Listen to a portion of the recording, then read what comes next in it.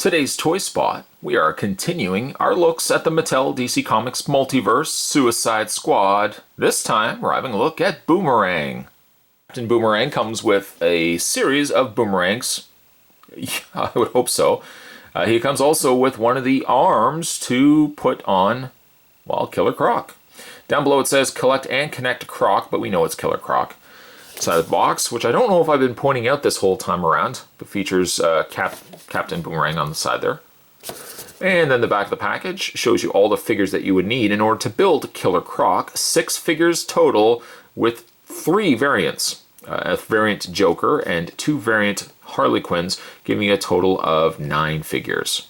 You only need 6 though, it's just a matter of which version of Killer Croc you want to put together. Spot's going to take a break and get this opened up. When we come back, though, we're again going to continue our looks at the Suicide Squad by having a look at Boomerang. There's more heading your way, guys. Don't go anywhere. Stay tuned. Captain Boomerang's one accessory for, or I should say his one accessory for Killer Croc is he comes with the hand, or the arm, one of the arms. We can go ahead and put it into the socket of Killer Croc, just like that. And do our best, because I noticed this joint was extremely stiff, do our best to just bend that. There we go. Alright, so the only thing we need now is the other... Oh, wait a minute, look what Spot did. Oh, bananas, I put it on the wrong side.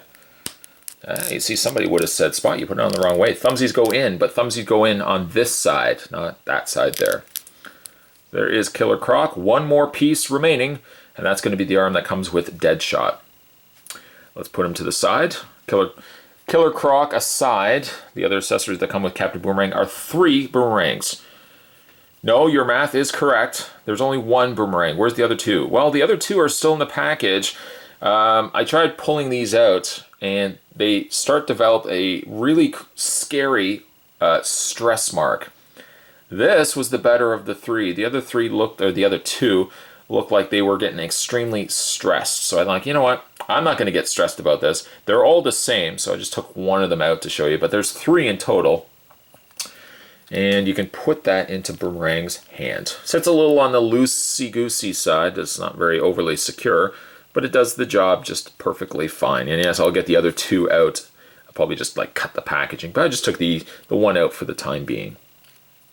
Captain Boomerang, certainly you would need a boomerang, right? So at least they give you 3 of these.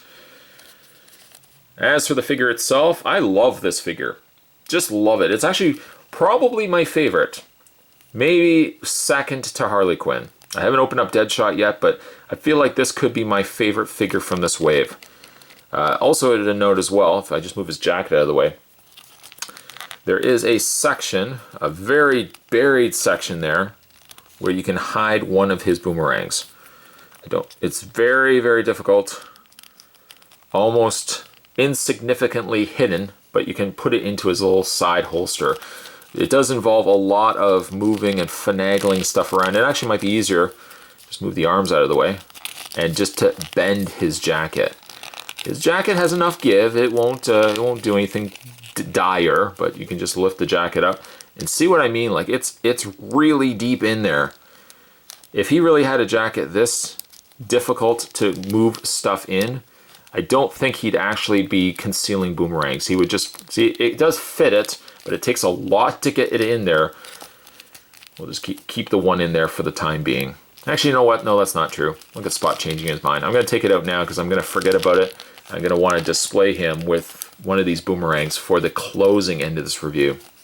Let's not talk closing end just yet. Let's talk about the figure though. His face is really good. Looks like there's a little bit of extra brown. I don't know because it looks like it's sculpted that way, but it looks like the paint ultimately is carried over into the top area of his lip. The sculpt I think is one of the better ones from this release.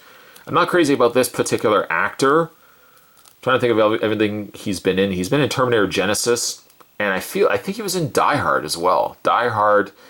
What was the last one? Who cared? It was the last one was terrible. But I think he played John McClane's son, if I'm not mistaken.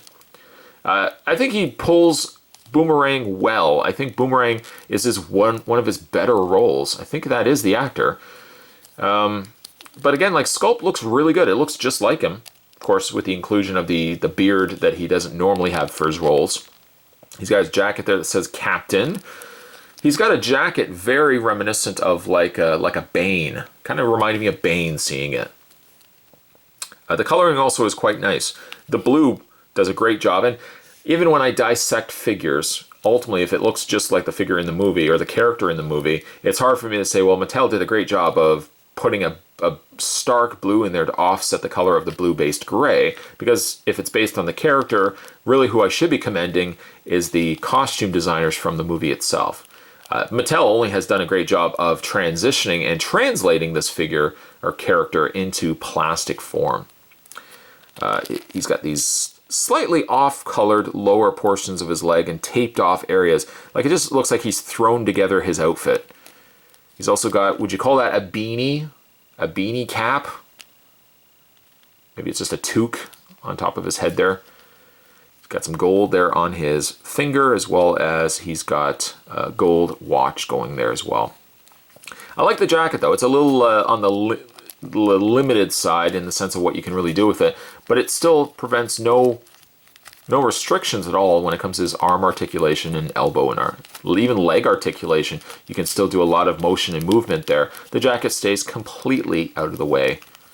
Speaking of articulation, Captain Boomerang, or Boomerang's head, is on a ball joint. It's a little more difficult because the collar of the jacket sticks around the areas of his neck. That does prevent some slight motion left and right. That's about all you can really get out of his head. The shoulders hinge out easily enough. A rotation full on the arm, that's easy. He does have a swivel on the forearm. Also has a bend in the elbow, which is just really stiff here. And he has rotation also in his hand. Let's talk about his torso. His torso has the crunch, as well as a waist swivel. And as we already had discussed, his leg goes forward and back and out, not restricted at all by this softer jacket here.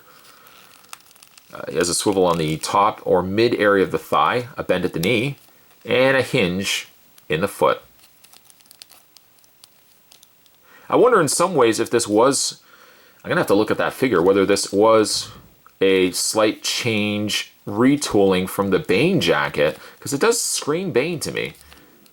But it looks good. I think it turned out really good. It's one of my favorite figures from the Suicide Squad releases. Boomerang, I would think, might be first. Might even say he's a better figure than Harley Quinn, but Harley Quinn and Boomerang are my top two favorite figures from this wave. Let me know down below, by the way, which is your figure? I guess I could ask you this in later videos. Which is your favorite figure so far from the Suicide Squad wave? Let me know down below. Today, though, we were continuing our looks at the DC Multiverse line of figures from Suicide Squad, and today we're having a look at Captain Boomerang. Boomerang. Stay tuned, guys. Spot's got one more review, one more video, and that's Deadshot. Then we're going to have a look at Killer Croc, so there's lots more heading your way. As always, thanks for watching as you always do, guys. I'll see you next time.